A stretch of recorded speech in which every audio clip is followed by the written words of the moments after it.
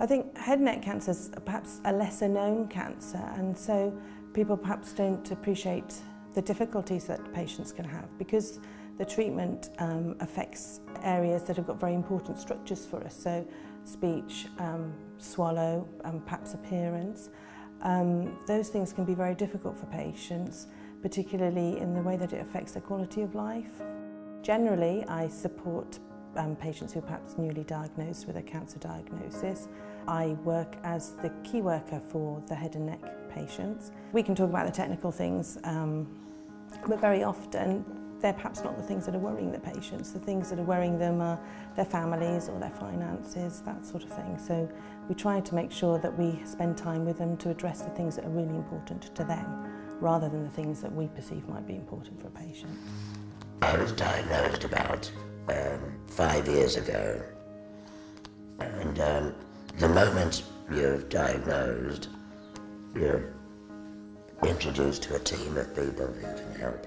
Knowing that she's there is as much of a comfort as anything else, you know.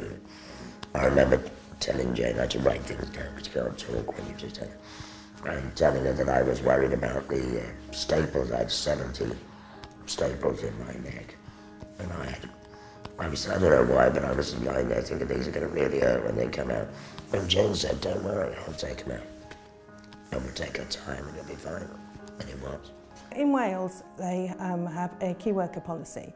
So all patients that are identified with a cancer diagnosis at that point should be allocated a key worker. Our role is to manage the patient pathway, if you like, but to act as a point of contact for that patient. You know, socially, you think these things are very easy. You might just want to pop out and have a meal or meet your friends and things, but then you're now thinking about whether you can face going out and seeing people, or what you'll eat, or how you'll manage when you're out.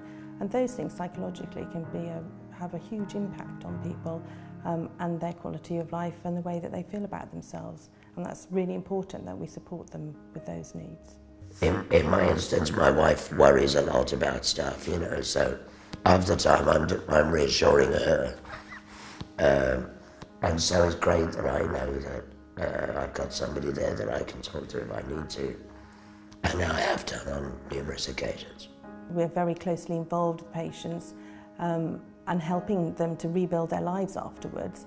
I think getting to that 5 years and seeing people really finding their lives have it not improved but are back on track, if you like, that's a really rewarding thing, to think that you've been even just a small part of making that happen for them.